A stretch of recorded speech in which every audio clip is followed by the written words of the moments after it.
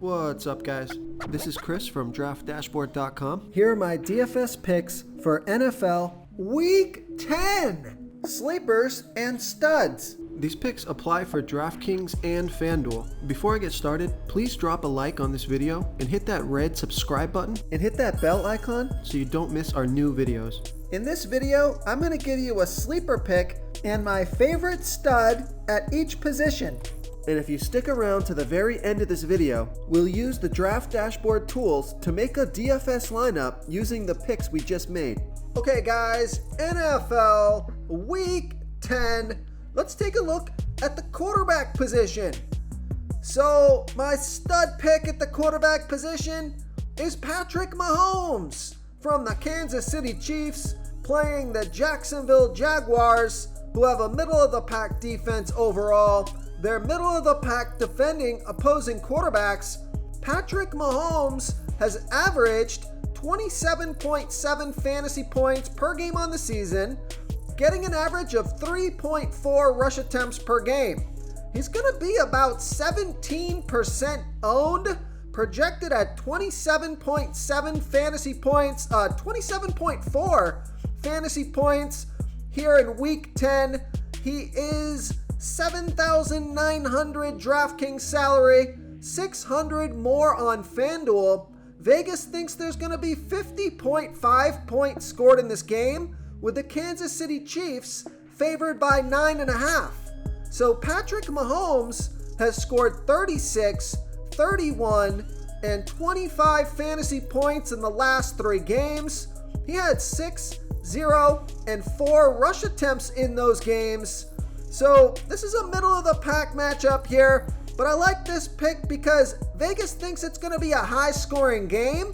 I don't think this game is going to be a blowout. Jacksonville Jaguars have been coming up with the emergence of Travis Etienne, so I think they're going to keep this game relatively close and keep the pressure on Patrick Mahomes to continue to score the ball. And we have Josh Allen questionable this week, so if you're looking for a stud to play in your lineup, I like Patrick Mahomes here versus the Jacksonville Jaguars. Okay, my sleeper pick at the quarterback position, it's not going to be a popular pick, but that's why they call it a sleeper pick. I like Russell Wilson from the Denver Broncos, playing the Tennessee Titans, who have the 9th worst defense overall. They give up the 6th most fantasy points to opposing quarterbacks. Russell Wilson only averaging 15.6 fantasy points per game on the season. He's getting an average of 3.6 rush attempts per game. Only going to be about 2% owned, projected at 17.5 fantasy points here in Week 10. And he's only $5,900 DraftKings salary. He's $1,000 more on FanDuel. Now, Vegas only thinks there's going to be 36.5 points scored in this game, but they got this one as a close one, with Denver trailing by 2.5. Russell Wilson has scored 15 and 14 fantasy points in his last 2 games. He got 4 rush attempts in each of those games. So this is a risky pick, obviously. Not a lot going for Russell Wilson this year, but I have a feeling he's going to have a breakout game. It's a great matchup, low price tag, low ownership. So I like Russell Wilson as a sleeper pick here versus the Tennessee Titans. Okay, let's take a look at the running back position. So studs on the slate, I like Saquon Barkley. He's got an awesome matchup versus the Houston Texans. He's going to be about 19% owned. But another stud that I like, I've been talking about this guy for the past 2 weeks. I can't get enough of him. I like Travis Etienne from the Jacksonville Jaguars, playing the Kansas City Chiefs, who have the 5th worst defense overall. They give up the 8th most fantasy points to opposing running backs. Travis Etienne, he scored 30, 28, and 23 fantasy points in his last 3 games. He got 28, 24, and 14 rush attempts in those games, on top of 2, 3, and 5 pass targets. So monster volume the past couple of weeks. We know he was running behind James Robinson throughout the season. Now James Robinson is gone. He's the lead running back, and wow, this guy is something special. He is going to be about 25% owned, projected at 19 fantasy points here in week 10. He's 7,100 DraftKings salary, 900 more on FanDuel. And we know Vegas thinks this is going to be a high-scoring game. 50.5 points scored in this game, with the Jaguars trailing by 9.5. So Travis Etienne, he has a great matchup this week. The volume is off the charts. His price tag is still relatively low for his upside. I just like how this game looks between Vegas thinking it's going to be a high-scoring game and the good matchup. It's going to be a lot of pressure to score the ball here versus the Kansas City Chiefs. The only risk to this play is that the Kansas City Chiefs get out by a couple of touchdowns. But I think even if they do, I think they still are going to give the ball to Travis Etienne. He's their best player by a large margin, or by far. So I like Travis Etienne here versus the Kansas City Chiefs. Before I continue with the picks, I'm excited today because we added a new contest for everyone watching. If you want to enter the drawing for $25 PayPal, all you need to do is like this video, hit that subscribe button, and make a quick comment below to be entered into the drawing. We'll reply to a random comment and let you know that you won. And we'll send you $25 PayPal. So it's that easy, and we pick a new winner every Saturday and announce them in our video. So get your comment in now so I can add another entry for you. Okay, my sleeper pick at the running back position. Now, the ownership is pretty high on this play, so he's not necessarily a sleeper pick, but I do think he's going to go under the radar for most of you guys out there. So I like Jamal Williams from the Detroit Lions playing the Chicago Bears, who have a middle-of-the-pack defense overall. They give up the third most fantasy points to opposing running backs. Jamal Williams has averaged 15.2 fantasy points per game on the season, getting an average of 15.8 rush attempts per game and 1.5 pass targets per game. So he's going to be about 15% owned. He's projected at 11.4 fantasy points here in week 10, but I'm going to bump that up to 16 fantasy points. So this is a new feature in Draft Dashboard. If you want to update the projection, you just tap on the projection, put in the number you think they're going to score, click OK, and our tools will use your projection throughout the site. So Jamal Williams is 5,900 DraftKings salary, 1,500 more on FanDuel. Vegas thinks there's going to be 48.5 points scored in this game, and they have the Lions trailing by 3. Jamal Williams has scored 10, 23, and 8 fantasy points in the last 3 games, off of 24, 10, and 15 rush attempts, on top of 0, 3, and 1 pass target. So I love the matchup here. I like that it's going to be a somewhat high-scoring game, close, competitive game, and I love that Jamal Williams got 24 rush attempts last week. Now, he only had 10 fantasy points to show for it, but I love that volume. Combine that with the matchup. So I like Jamal Williams here versus the Chicago Bears. Okay, let's take a look at the wide receiver position. One of my wide receiver studs that I like, or the stud that I like the most, is Stephon Diggs from the Buffalo Bills playing the Minnesota Vikings, who have a middle-of-the-pack defense overall. They give up the 5th most fantasy points to opposing wide receivers. Stephon Diggs has averaged 25.3 fantasy points per game on the season, getting an average of 10.4 pass targets per game. He's going to be about 12% owned, projected at 21.4 fantasy points here in week 10. He's 8,300 DraftKings salary, 800 more on FanDuel. Vegas thinks there's going to be 43.5 points scored in this game, with the Bills favored by 3.5. So Stephon Diggs has scored 14, 26, and 34 fantasy points in the last 3 games, off of 10, 8, and 13 pass targets. Fantastic matchup this week, but there's one thing you got to keep your eye on for this pick is Josh Allen. If Josh Allen plays this week, I love Stephon Diggs. If Josh Allen is out, I don't like him so much, so just keep your eye on that.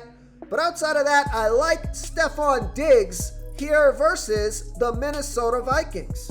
Okay, my sleeper pick at the wide receiver position, another unpopular pick here, but I like Allen Robinson from the Los Angeles Rams playing the Arizona Cardinals, who have the fourth worst defense overall. They're middle of the pack defending opposing wide receivers. Now, Allen Robinson only averaging 7.7 fantasy points per game on the season, getting an average of 5.1 pass targets per game. But I like this pick because he's been on the field for 92% of the snaps, only going to be about 2% owned, projected at 10.1 fantasy points here in week 10, and he's only $4,800 DraftKings salary, $900 more on FanDuel. Vegas thinks there's going to be 41.5 points scored in this game, with the Rams favored by 2. So Allen Robinson has scored 5, 10, and 17 fantasy points in the last 3 games, off of 5, 7, and 6 pass targets. So pretty good matchup here. He's getting a consistent amount of pass targets each game.